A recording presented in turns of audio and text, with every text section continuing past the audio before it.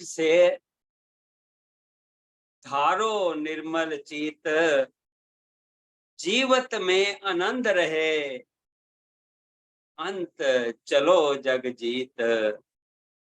सतपुरुष की सीख से धारो निर्मल चीत, जीवत में आनंद रहे, अंत चलो जग जीत।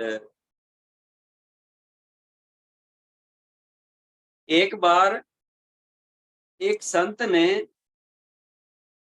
अपने 2 शिष्यों को बुलाया और कहा, आपको यहां से 5 कोस दूर जाना है। एक शिष्य को 1 बोरी खाने के सामान की भर दी और कहा, जो लायक मिले उसे देते जाना। और एक शिष्य को खाली बोरी दी और उससे कहा, रास्ते में जो अच्छा मिले उसे बोरी में भरकर ले जाए। दोनों निकल पड़े। 5 कोस दूर जाना था। जिसके कंधे पर सामान था वो बेचारा धीरे धीरे चल पा रहा था। खाली बोरी वाला शिष्य आराम से चला जा रहा। थोड़ी दूरी पर खाली बोरी वाले को एक सोने की ईंट मिली। उसने उसे झट से बोरी में डाल लिया। थोड़ी दूर चला, फिर एक ईंट मिली, उसे भी उठा लिया। जैसे जैसे चलता गया उसे सोना मिलता गया और वो उसे बोरी में भरता हुआ चल रहा था। इस तरह बोरी का वजन बढ़ता गया और उसका चलना मुश्किल होता गया और सांस भी चढ़ने लग गई। एक एक कदम उठाना मुश्किल होता गया। दूसरा भगत जैसे जैसे चलता गया, रास्ते में जो भी मिलता उसको बोरी में से खाने का कुछ सामान देता गया। धीरे धीरे बोरी का वजन कम होता गया और उसका चलना आसान होता गया। जो बांटता गया उसका मंजिल तक पहुंचना आसान होता गया और जो इकट्ठा करता रहा वो रास्ते में ही दम तोड़ गया। जरा दिल से सोचना, हमने जीवन में क्या बांटा और क्या इकट्ठा किया। हम मंजिल तक कैसे पहुंच पाएंगे। हम कार, कोठियां, दुकान, मकान ही इकट्ठा करते रहे, पर उपकार का कोई काम तो किया ही नहीं। सेवा हमने की नहीं, मन में सादगी आई नहीं, सिमरन हमारा है नहीं। हम मंजिल तक कैसे पहुंचे। जैसे तालाब में कमल के फूल के नीचे तले में बैठा हुआ मेंढक कमल के फूल को ना देखकर मक्खी मच्छर की ताक में रहता है। वे मेंढक वहीं पैदा होता है, वहीं पलता है, वहीं बढ़ता है और आगे उसका अपना परिवार भी वहीं रहता है। पर दूर दूर से मधुमक्खियां भंवरे आकर कमल के मधु का पान करती हैं। जिसने चखा है वही जाने मधु का स्वाद। मेंढक बेचारा न तो मिठास को जानता है, न ही उसकी नजर कमल के सौंदर्य पर पड़ती है। वह अपने संस्कारवश विवश। कहीं हम भी तो उस मेंढक की तरह अपना कीमती अमूल्यवान समय तो नहीं जाया कर। हमें भी ना सोचने की फुर्सत है, ना हमारी इच्छा है। बस अंधाधुंध नकल किए जा रहे हैं, बस भागे जा रहे हैं भोग पदार्थों के पीछे। तिकड़ में बढ़ाई जा रही हैं, इधर उधर अगल बगल सब तरफ झांका तांकी में लगे हैं। बस अपने अंदर ही नहीं झांक कि हमारे अंदर क्या चल। एक प्रेरक लघु कथा सुनिए। सृष्टि निर्माण के बाद पहली बार जब धरती पर मनुष्य आने लगे तो उन्होंने विधाता से आत्मिक उन्नति का मूल मंत्र पूछा। तो उन्होंने यानी विधाता ने प्रत्येक मनुष्य को 2 थैले दिए और कहा, पहले थैले में तुम्हारे अपने अपने दोष हैं, दुर्गुण हैं, और दूसरे थैले में अपने कुटुंबी, रिश्तेदार, मित्र, परिचित और पड़ोसियों के दुर्गुण हैं। अतः विधाता ने कहा, कभी भी झांको तो पहले थैले में ही झांकना, दूसरे थैले में भूलकर भी नहीं झांकना। पर मनुष्य बड़ा शातिर चालाक निकला, ये सतपुरुष की गुरु की बात कहां मानता है। मनुष्य ने क्या किया, उसने अपने दोष वाले थैले के मुंह को अपनी आदतों रूपी रस्सी के टुकड़ों से कसकर बांधा और हमेशा के लिए, सदा के लिए अपने पीठ पर डाल दिया और दूसरे थैले के मुंह को खोलकर उसमें आनंद से झांकने लगा। तब से लेकर आज तक यह उसमें झांकने में ही लगा हुआ।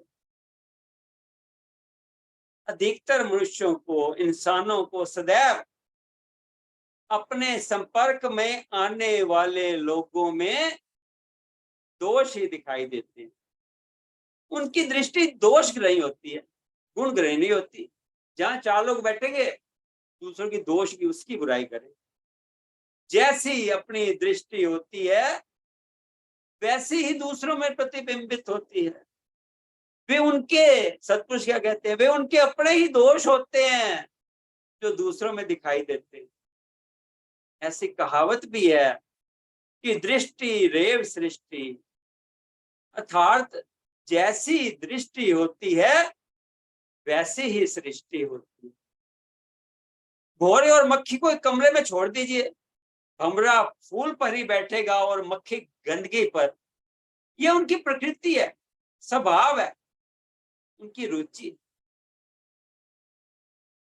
हम में से अधिकांश मनुष्य अपना सबसे अधिक कीमती समय हरदम दूसरों की आलोचना करने में ही व्यतीत करते रहते। क्या हम सब यही नहीं करते? आलोचना, निंदा एक ऐसी भयंकर चिंगारी है जो हमारे संबंधों में आग लगा देती। अतः इससे सदैव बचना चाहिए।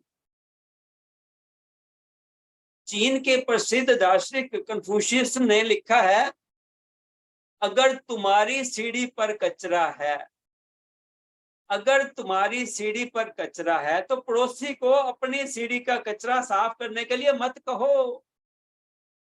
सचमुच उस व्यक्ति का दूसरों पर प्रभाव नहीं पड़ता जिसका अपनी कथनी और करनी में अंतर होता है। मनुष्य वाणी से नहीं बल्कि उनके कार्य, जीवन, अमली जीवन को देखकर समझता है और उससे प्रेरणा ग्रहण करता है। महात्मा गांधी स्वयं अछूतों के निष्काम सेवा करते। मदर टेरेसा दीन अनाथ दुखियों की अपने हाथों निष्काम सेवा करती थी।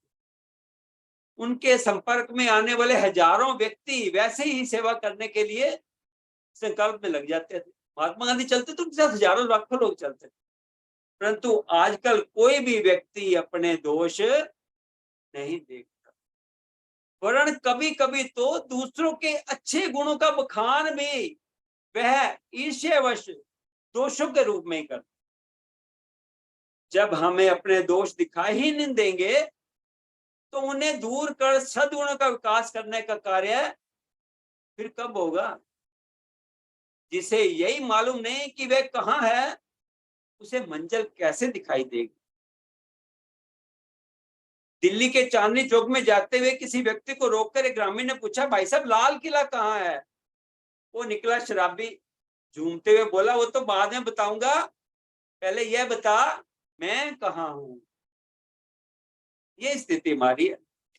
हम हर एक में सदा दोष ही देखते रहते। परिणाम क्या है? परिणाम स्वरूप हम आज भी वही हैं जहां वर्षों पहले थे। हमारी प्रगति रुक जाती है और आत्म उन्नति रूपी मंजिल हमें कभी नहीं मिलती।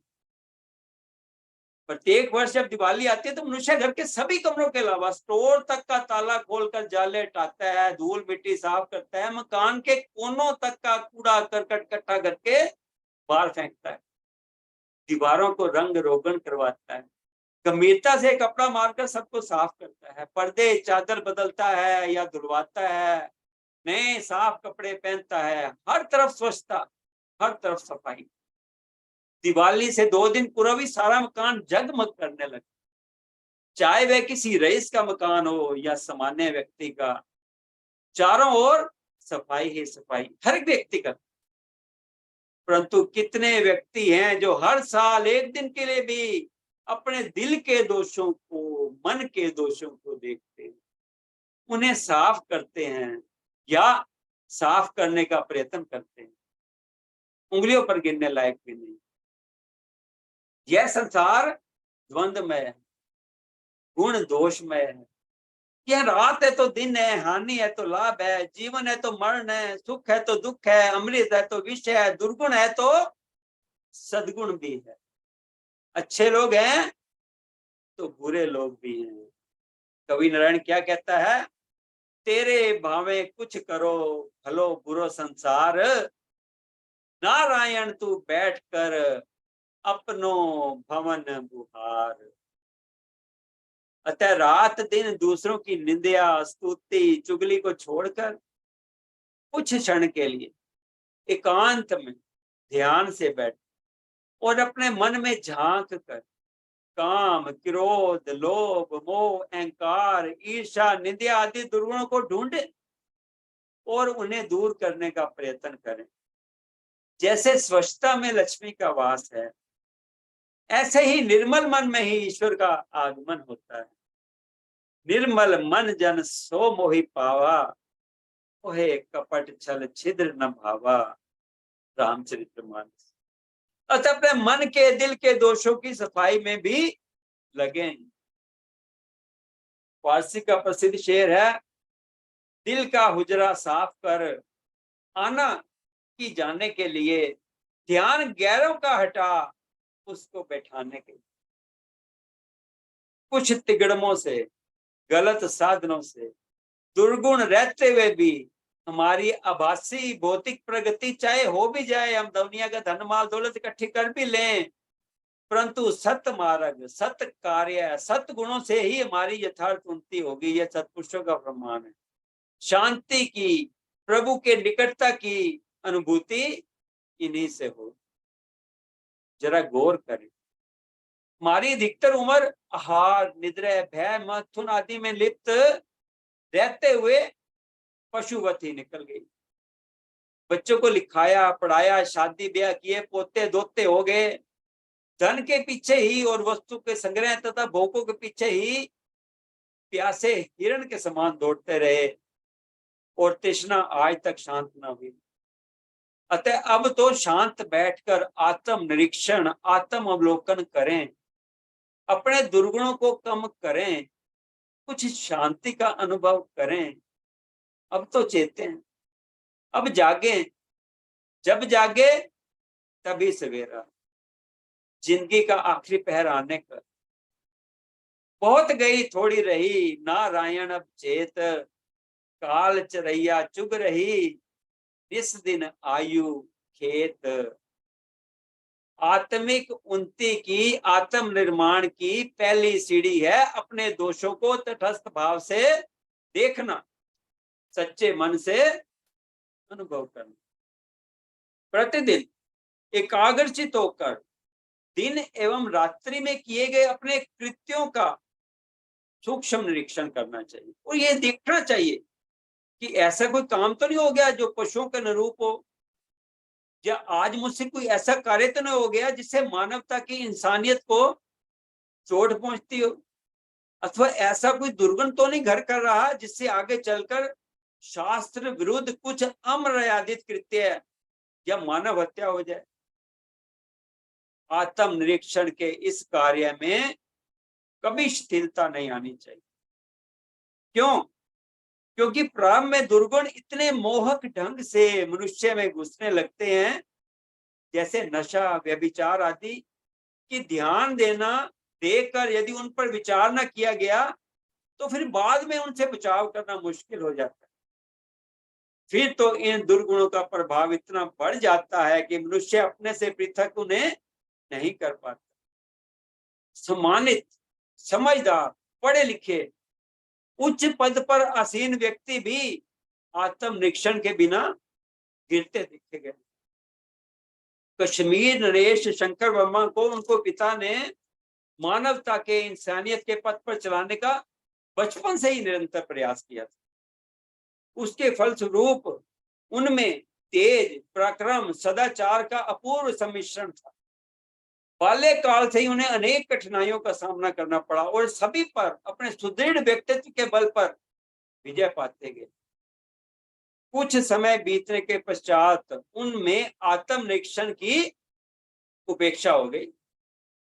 उससे क्या हुआ? विलासता, लोभ, काम आदि दुर्गुण उनके भीतर घर करने लगे और इसका उनको पता तक न चला। फलतः इन्हीं राजा शंकर वर्मा द्वारा जागीरदारों को मनमानी करने की छूट दी गई। राज्य का कर बढ़ाया गया। महंगाई की ज्वलंत अवस्था में भी कर्मचारियों का वेतन घटा दिया गया। प्रजा त्राही त्राही करने लगी, किंतु शंकर वर्मा की मानवता, इंसानियत सोती रही। उनके पुत्र राजकुमार वर्मा से अपने पिता की यह अमानवीय बर्बरता देखी न गई। उन्होंने अत्यंत विनम्रता पूर्वक अपने पिता को समझाया। राजकुमार हाथ जोड़कर अपने पिता के पास गए और बोले, पिताजी, आपने मुझे एक वचन वर देने के लिए कहा था, लेकिन वह वर मैंने उस समय नहीं दिया था, इस समय लेना चाहता। राजा ने स्नेह से कहा, कहो राजकुमार, आज तुम्हें किस चीज की कमी पड़ गई? राजकुमार ने कहा, पिताजी, मैं अपने वरदान में यही चाहता हूं कि प्रजा का उत्पीड़न तत्काल प्रभाव से बंद किया जाए। एक तो लोग अकाल व महामारी से ग्रस्त हैं, उस पर राज्य शासन की स्वार्थपरता की गहरी चोट उन पर पड़ रही है। इंसानियत के इस प्रयोग ने, मानवता के इस प्रयोग ने राजा की आंखें खोल दी। अपने सारे अत्याचारों को वे अब स्पष्ट रूप से देख रहे थे। बर्बरता का जो कलंक उनके सिर पर लग चुका था, उसे अब कैसे मिटाया जा सकता? आत्मनिरीक्षण के अभाव में राजा शंकर वर्मा का जो भयानक पतन हुआ, उसके स्मरण से वे कांप उठे। पूर्व के अच्छे संस्कार जागृत हो गए। उन्होंने राजकुमार से कहा, पुत्र, तुम्हारी ये यहाँ मांग बिल्कुल हमारे वंश के लिए गौरव की बात। बचपन में मैं भी दयालु था, किसी को तनिक भी दुख नहीं देना चाहता था।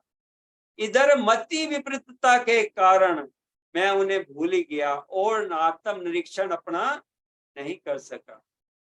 जो होना था सो हो गया, अब मुझे तुम्हारी चिंता है। इसलिए पुत्र, मैं तुमसे भी एक वचन मांगता हूं कि तुम सदा सतर्क रहोगे और किसी भी तरह अपने हाथों अत्याचार ना होने दोगे। बोलो कुमार, तुम मुझे वचन देते हो ना? उन दोनों की आंखें बरस उठी।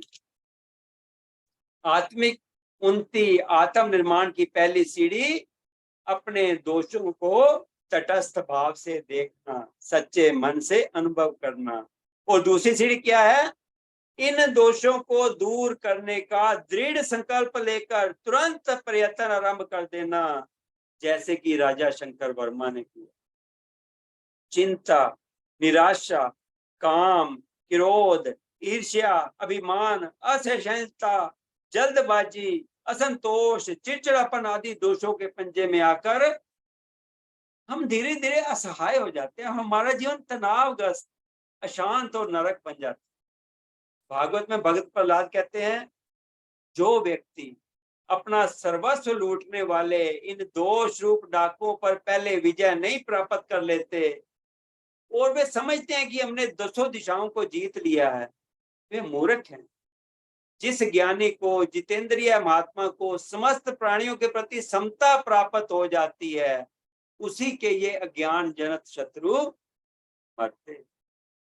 5 विकार महादुखदाई, जले सकल संसारा, परमारथ प्रतीत बिन नहीं जीव पाए छुटकारा। सबसे बड़ा रोग इसको कामना का। आम आदमी तो क्या साथ बड़ी बड़ी अच्छी स्थिति वाले भी इसके आगे बेबस। संत इब्राहिम किसी पर्वत पर जा रहे, पर्वत पर अनार के वृक्ष थे और उनमें फल लगे हुए थे। इब्राहिम की इच्छा अनार खाने की हुई। उन्होंने एक फल तोड़ा और वह खट्टा निकला, अतः उसे फेंक कर वे आगे बढ़े। कुछ दूर जाने पर एक मनुष्य मार्ग में लेटा हुआ मिला। उसे बहुत सी मक्खियां काट रही थी, किंतु वे उन्हें भगाता नहीं था। इब्राहिम ने उसे नमस्कार किया और बोला, इब्राहिम ने उसे नमस्कार किया तो वह आदमी बोला, इब्राहिम, अच्छा लगा आप आए हो। एक अपरिचित को अपना नाम लेते देखकर इब्राहिम को बड़ा आश्चर्य हुआ। उन्होंने पूछा कि आप मुझे कैसे पहचानते? व्यक्ति बोला, एक भगवत प्राप्त व्यक्ति से कुछ भी छिपा नहीं रहता। इब्राहिम, आपको अगर भगवत प्राप्ति हुई है, इब्राहिम कहते हैं, अगर आपको भगवत प्राप्ति हुई है तो भगवान से प्रार्थना क्यों नहीं करते कि इन मक्खियों को आपसे दूर कर दे? वह पुरुष बोला, इब्राहिम, तुम्हें भी तो भगवत प्राप्ति हुई है, तुम प्रार्थना क्यों नहीं करते कि तुम्हारे मन में अनार खाने की कामना न हो? मक्खियां तो केवल शरीर को ही काट देती हैं, किंतु कामनाएं तो हृदय को पीड़ित करती हैं, अंतःकरण को तुपाती हैं। विषय सुख की कामना व्यक्ति को अंधा बना देती है। भर्तृहरि जी कहते हैं, विषयों को हमने नहीं भोगा, किंतु विश्व ने ही हमको भोग लिया। तुलसीदास जी कहते हैं, सुनो उमा ते लोग अभागी, हरि तज होई विषय अनुराग। कामना तृष्णा के समान कोई व्याधि नहीं, यह संतोष की बैरन है। जहां पांव जमाती है, संतोष को भगा देती है। कामना की पूर्ति से लोभ उत्पन्न होता है। कामना के साथ क्या आ गया? लोभ। और बाधा उत्पन्न होने पर जो कृत्य बनती है उसको क्रोध कहते हैं। क्रोध की वृद्धि पर मनुष्य की बुद्धि का सर्वथा नाश हो जाता है। क्रोध एक ऐसी प्रचंड अग्नि है, जो इस अग्नि को वश में कर सकता है, वह उसको बुझा देगा। क्रोध एक ऐसी प्रचंड अग्नि है, जो इस अग्नि को वश में कर सकता है, वह उसको बुझा देगा। और जो इसे वश में नहीं कर सकता, वह स्वयं अपने को जला देगा। कामना के बाद क्रोध मूर्खता से शुरू होता है और पश्चाताप पर समाप्त होता है। यह मन के दीपक को बुझा देता है। हम क्रोधी व्यक्ति से सदा दूर रहें, क्योंकि उसके पास रहने से स्वभाव उल्टा हो जाता है। ऋग्वेद में कहा गया है, क्रोध को नम्रता से प्रायश्चित करो। कबीर इसका उपचार साध संगत मानते हैं। दसों दिशा से क्रोध की उठी अपर बल आग, शीतल संगत साध की जहां उबरिए भाग। काम, क्रोध तथा लोभ रजोगुण से उत्पन्न होते हैं। ये तीनों नरक के द्वार हैं, आत्मा को नष्ट कर देते हैं। ये तीनों खल उत्पात मचाने में कोई कसर नहीं छोड़ते। वासना विवेक में सतपुरुष महात्मा मंगत राम जी महाराज फरमाते हैं, जीव में अशांति का कारण वासना ही है। कर्तापन का विमान ही वासना रूपी जाल को उत्पन्न करता है। सत्य, रज और तम, यह त्रिगुणी वासना का जाल कई सूरतें जीवों को दिखलाता है। इसी से प्रेरित होकर जीव शुभ शुभ कर्म करके उनका नतीजा सुख व दुख पाता है। यह संसार का मार्ग है। इस वासना रूपी भ्रम जाल जिसमें तमाम संसार ओतप्रोत है, इससे छूटने के वास्ते जो यत्न करता है, वह मानुषी धर्मवादी है। वासना के छूटने के वास्ते महाराज ने बतलाया सत्य धर्म की साधना है।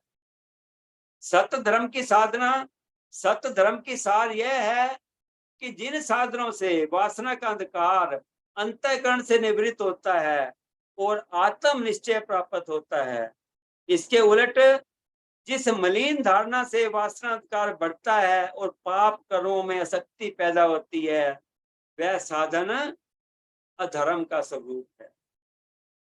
इस समय चारों ओर से हमारा नैतिक पतन हो रहा है और हम दुर्गुण, दुष्ट विचार, दुष्कर्म और दुराचार का शिकार होते जा रहे हैं।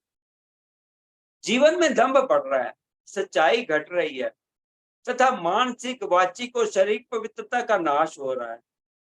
ऐसी स्थिति में जीवन में सच्चाई आए, आचरणों में पवित्रता बढ़े तथा मानव जीवन के परम लक्ष्य है, यानी प्रभु प्राप्ति की ओर जीवन की सहज गति हो। इस उद्देश्य से कुछ नियम हैं जिनके दृढ़ता पूर्वक पालन करने से जीवन में शुभ परिवर्तन होना अनिवार्य है। ये आम हमारे जीवन में होने चाहिए। पहला है जानबूझकर दूसरे का अहित न करना। इस नियम के पालन से क्रोध, लोभ, द्वेष, वैर, ईर्ष्या और अभिमान आदि बहुत से दोषों का अपने आप नाश हो जाता है। दूसरे, जानबूझकर असत्य नहीं बोलना। सत्य ही परम धर्म है, सत्य परमात्मा का स्वरूप है, सत्य की सदा विजय होती है। सत्य के त्याग से सत्य का सेवन होता है। सत्य के सेवन से जीवन परम पवित्र तथा विघ्न रहित हो जाता है। तीसरा है जानबूझकर किसी दूसरे का हक ना लेना। इससे चोरी, भ्रष्टाचार, ठगी, घूसखोरी आदि दोष अपने आप मिट जाते हैं। चौथा है जानबूझकर पर स्त्री पर पुरुष का स्पर्श नहीं करना। स्पर्श से क्या होता है? मन में विकार होता है और मानस विकार से पतन होता है। पर स्त्री और पर पुरुष का स्पर्श ना होने से व्यभिचार बंद हो जाता है। चुगली, निंदा का त्याग, इससे क्या होता है? वाणी का बड़ा दोष दूर होता है। लोगों का जी नहीं दुखता और नई बुराई की नींव पड़ने का एक बड़ा कारण दूर हो जाता है। छठा है झूठी गवाही का त्याग। झूठी गवाही, इससे बढ़कर और कोई पाप नहीं। बिना कारण किसी के दिल को दुखाना नरक गमन के समान दुखदाई है। सातवां है गंदे हंसी मजाक का त्याग। आजकल इसी का सबसे ज्यादा बोलबाला है। टेलीविजन सीरियल के माध्यम से, सोशल मीडिया, टिकटॉक के माध्यम से इसको खूब बनाया जाता है। देखने वाले भी कहते हैं कि फ्रेश हो गए, सारी टेंशन दूर हो गई। इसको भी छोड़ना है। इसके त्याग से वाणी पवित्र रहती है और मनों में परस्पर विकार नहीं होता, चित्त शुद्धि में सहायता मिलती है। सातवां है चमड़े फर का त्याग। इससे भी पवित्रता आती है। गो रक्षा में तथा अन्य जानवरों की हिंसा से इनको रक्षा मिलती है। नशीली वस्तुओं का, सिनेमा का त्याग, आजकल ये सबसे बड़ी बीमारी होगी। इसके त्याग से चित्त शुद्ध होता है, कई रोगों से छुटकारा मिलता है, धन तथा समय का व्यर्थ नाश नहीं होता। आगे भक्ष्य भक्ष तथा जुए का त्याग। इसमें पाप में बुरा व्यसन छूटता है, हिंसा मिटती है, शरीर स्वस्थ तथा मन पवित्र रहता है। तामसी भावों का भी चित्त में उदय नहीं होता। आगे महाराज जी के थोड़े से वाणी के दोहे पढ़ के समाप्त करेंगे। जीव उदारक कर्म ये निश्चय करो स्वीकार, जीवन को स्थिर करें मिटे सकल विकार। प्रभात संध्या काल दो दृढ़ नियम ये राख, दो घड़ी हरि सिमरन कीजिए प्रेम प्रीत के साथ। खेती और चाकरी में परख करे पहचान, शुद्ध कमाई जानिए जो ऐसा निश्चय मान। निस्सिर देवे अन जो दुखी दीन नाथ, अगट लक्ष्मी प्रगट हो गए कपू न छोड़े साथ। यथाशक्त सेवा करे साधु गुरु आचार, मन वांछित फल पाए सो हरा होए परिवार।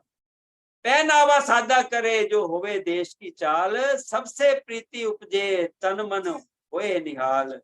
चोरी, जुआ, कपट, छल, चौपट, ताश, शतरंज, सिनेमा, थिएटर, जामनी, नित देवे जीव को रंज। भंग, तबाकू, मदरा, चंडू, गांजा जोए, चरस, अफ्यून, रिश्वत तजे सोही सूरा होए। सत बोले पर दुख हरे, नित साचा करे व्यवहार। गुणी पुरुष का संग करे ना बैठे कभू बेकार। जो गुणी इन गुणों और सत्कर्मों को चित्त में धारण करेगा, सारा संसार उसकी महिमा गाएगा। ये सत्पुरुषों का वचन है। सत उपदेश का श्रवण, मनन, निध्यासन करके गुणु पुरुष अपने जीवन का कल्याण करता, आवागमन से मुक्त होकर परम पद पर आता है। श्री महाराज जी फरमाते हैं, सत उपदेश ही सार तत्व है, जो मुक्ति के मार्ग का निधान है, खजाना है, आखिरी मंजिल है। सत उपदेश धारण करो, सत की करो प्रीत, सतगुरु पर विश्वास धर, नित ही पाओ जीत। सत उपदेश धारण करो, सत की करो प्रीत। सतगुरु पर विश्वास धर, नित ही पाओ जीत। इस तरह हमें अपना आत्मनिरीक्षण करते रहना है और उसमें सुधार करते रहना है।